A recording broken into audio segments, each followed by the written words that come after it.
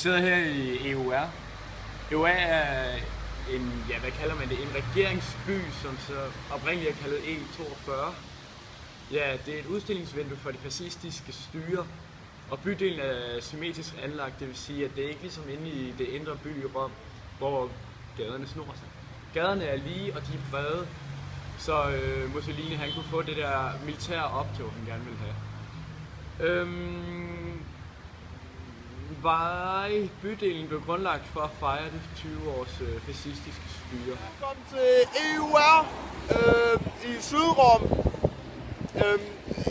Det hele er fra 1940'erne bygget af Mussolini til ære for fascismens 20 års fødselsdag. Ja. Det vi har bag os her er en obelisk.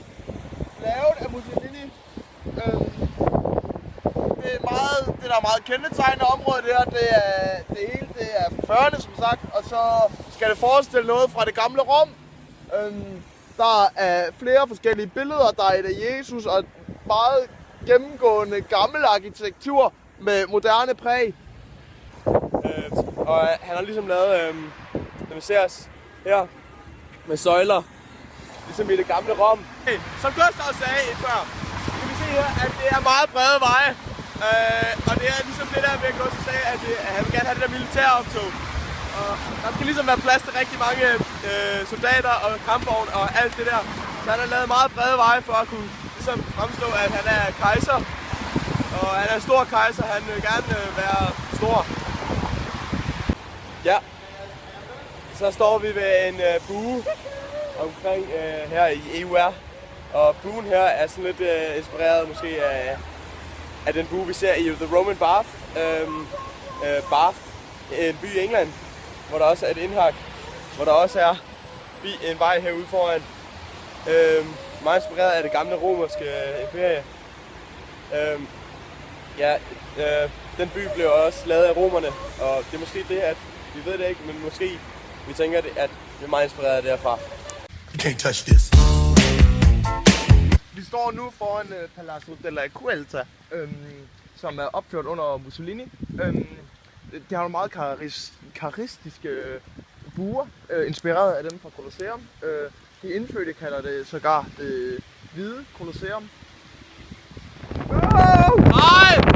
Vi står hernede i EUR, og vi har det her Palazzo della Sport. Det er et stadion, der blev bygget men i 1960 til OL. Men som man kan se, så er det blevet inspireret af Colosseum, fordi det er, du kan se den runde nuance.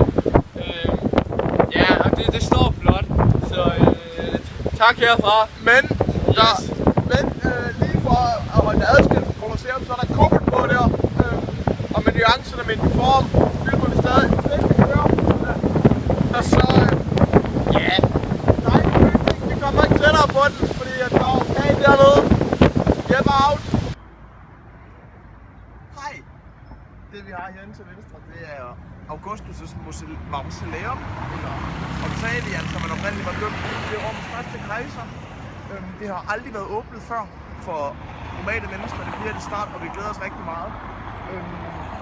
Rundt om pladsen af vejen, du ser her, det har engang ligget mange bygninger, men under Mussolini, så fik man fjernet dem. Fordi at man skulle hylde den gamle arkitektur, så der kom mere fokus på det. Det er nogle gamle ruiner, og det er det også. Så er der heller ikke så meget mere om det. Det vi har her, det er Marcellus Teateret, og vi har en kæmpe vej, der larmer her. For 100 år siden, der var der butikker der, folk boede derinde, og der var festligt liv rundt om den plads, der var her. Men så i 1922, der fik Rom fik en fascistisk borgmester, og han så fik Mussolini fejl stort set magten i Rom. Og så ville man jo bevare de der antikviteter. Og så ryddede man alt rundt omkring, og man blev smidt ud, og de stoppede butikkerne og sådan noget. Men det der, det er et rigtig, rigtig godt eksempel. Marcellus Teatret er et rigtig, rigtig godt eksempel på, hvordan det er, at man vil bruge det antikke Rom til at selviscenesætte det fascistiske styre her i Rom. Jeppe, out. Alright, what do you think of the architecture in EUR? I think it's quite impressive, especially for what we have in Rome.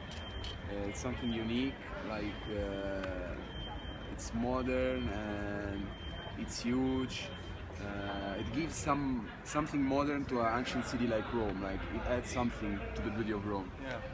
Do you think it's that Mussolini's tried? He has succeeded in making the old architecture into a new architecture. I think somehow he succeeded, like because the area has nice features, and even there's like basilica there, like St. Peter and Paulus Basilica. It's quite impressive.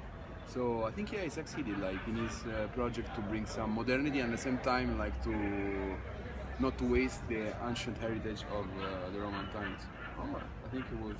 I mean, from the architecture point of view. Yeah. Okay. Do you think the architecture is like your identity? It's a part of your identity. Like I mean, as a citizen of Rome. Yeah. I mean, like I think yeah, actually it's part of our identity, of course. And let's say even if I don't agree with the ideas of Mussolini, I like that area and the way it was designed. And I think it's good that they kept it because it's part of our history. So we have to keep trace of it because it was an era in our history. No, it just gave her like it gave her somehow like a new breath. Was something modern, something completely different. At the time, I think it was something pioneering because that area was designed for the Universal Expo. Yeah. So like something really new, something that we didn't have at that time. We didn't have any different building like from those ones that you see here, like ancient or Middle Age or Baroque or Rinascimento. It gave us like something completely new. So it adds something to the beauty of the city. Like it was something new, something more that we had from that time going on. What about the street down here, the big street? For Imperiali? Yeah. What do you think about that? I think that maybe that one was too much because to make that street, there's still a lot of stuff that was there. So basically, they just eliminate everything that was there just to make this huge street. But now, okay, it's useful because we have cars passing by. But I think maybe I would have kept it as it was. So I wouldn't have made like such an intervention in this area. I think it's so fragile. I wouldn't have made such a large street in this area. Yeah. Thank you very much. You're welcome. You're welcome. It was a pleasure to meet you guys. Vi har valgt at analysere det, hans interview, og det vi har valgt at gøre, det er sådan at samle det hele og så bare sige det overordnet. Og det han mener er, at det er med til at give et nyere look i Rom, og det vil sige, at det er fra det første og det andet Rom. Det har helt klart lykkedes for Mussolini at skabe et moderne look til Rom, og det er pænt derude. Det lykkedes at lave en kirke, der matcher St. Paulus og St. Peterskirken. Han siger så, at det er en del af vores identitet, eller det nyere Rom er med til at lave en del af deres identitet af de beboere, der er. Ikke? Det var noget imponerende og gav et lækkert frisk pus til Rom, men det har bredt positiv og ny moderne alder i Rom. Ja. Så er der en stor vej, der hedder Fode Imperiali. Ja, han mener, at den var for meget, men at den ødelagde nogle af de gamle ting, der var i Rom. Og nu er det så nyttigt, men...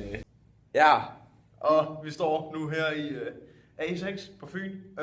Vi skal snakke lidt om vores perspektivering. Vi har valgt at perspektivere til Hitler og det, han gjorde i Berlin op til 1940'erne, hvor han ligesom Mussolini, han valgte at iscenesætte Berlin, fordi han ville også gerne have det der gamle, store romerige med, så det var, man kunne se, at Berlin også kunne noget stort og også ville blive stor. Så han lavede Unter den Linden og Karl Marx Allé og Fjernsynsturen og alt muligt lækre ting. Brandenburger Tor, og han lavede mange af de samme ting, som Mussolini gjorde nede i E42. Der er nogen, der mener, at Mussolini han blev inspireret af Hitler, og også valgte at gøre det på den måde.